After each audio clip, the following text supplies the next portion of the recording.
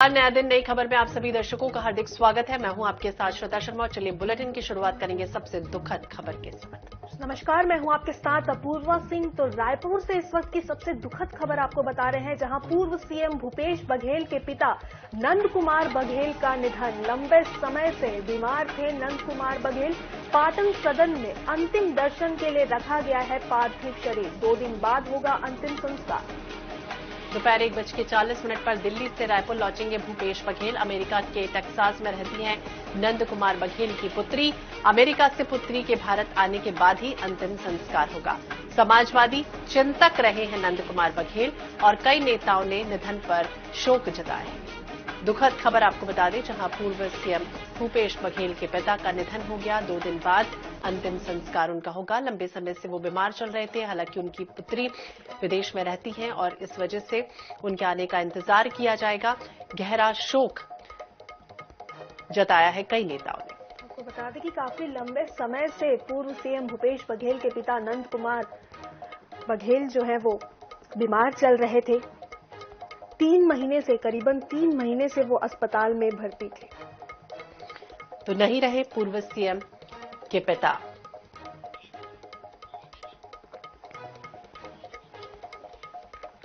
ज्यादा जानकारी के लिए बात करेंगे विशेष संवाददाता गौरव शर्मा, हमारे सहयोगी हमारे साथ जुड़ गए।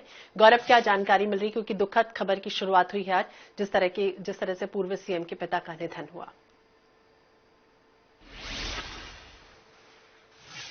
89 वर्ष की आयु में निधन हो गया है। लंबे समय से बीमार थे, लगभग 3 महीने से अस्पताल में भर्ती थे।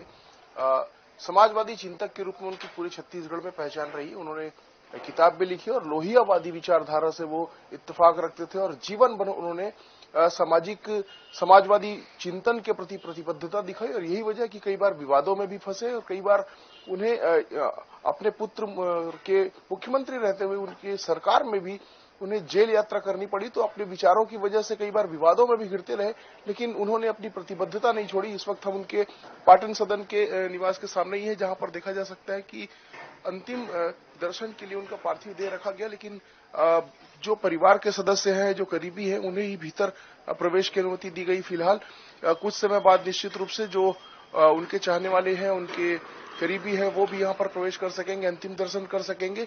2 दिन बाद जो अंत्येष्टि है वो की जाएगी। और कुरुदी जो पाटन विधानसभा क्षेत्र का गांव है, भूपेश बघेल का गांव है, पैतृक गांव, वहां पर अंतिम यात्रा निकलेगी वहीं और अंतिम संस्कार वहां किया जाएगा कुरुदी में। और पूर्व मुख्यमंत्री भूपेश बघेल आज दोपहर 1:40 पर यहां पर पहुंचेंगे।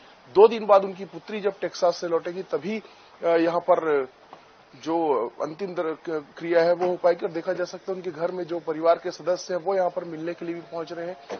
जो कांग्रेस पार्टी के नेता है वो भी पहुंच रहे हैं और श्रद्धांजलि भी अर्पित कर रहे हैं। तो कहीं ना कहीं उनके निधन से एक शोक की लहर जो है वो बघेल परिवार में और उनके करीबियों के बीच है। और कहीं ना कहीं अब अंतिम दर्शन के लिए भी रखा गया और अंतिम संस्कार जो है उसकी भी तैयारियां शुरू कर दी गई। जी बिल्कुल, नंद कुमार बघेल की अगर बात करें गौरव हम आपसे, तो वो समाजवादी चिंतक भी रहे हैं। कई सारे उनके बयान जो है वो सुर्खियों में रहे हैं। और खास बात ये रही है कि जब भूपेश बघेल सत्ता में थे, जब वो प्रदेश के मुखिया थे, उस दौरान वो जेल भी गए थे। तो कहीं ना कहीं उनका जो एक व्यक्तित्व है, उनके व्यक्तित्व की अगर हम बात करें तो एक वो होता है कि अगर हमारे परिवार का कोई भी एक सदस्य कुछ ऊंचे पद पे है तो एक वो घमंड आ जाता है, उस घमंड को लेकर चलता है। तो ऐसा कभी कुछ नंद कुमार बघेल में कभी देखने को नहीं मिला। रीजन में भी हमने देखा है कि मोदी सरकार की बदौलत फिशरी डिपार्टमेंट जो है जीवन रहा और समाजवादी चिंतन को वे जिया करते थे।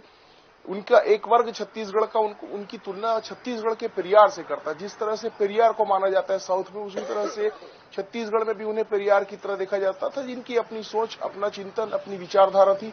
समाजवादी चिंतन को वे जिया करते थे। उनके व्यक्तित्व, उनके कृतित्व में भी इसकी झलक देखने मिलती थी। बेहद सादगीपूर्ण तरीके से अपना जीवन जिया करते थे और किसी भी काम में हस्तक्षेप नहीं किया करते थे और अपनी बातों को खुलकर रखने के लिए मशहूर थे।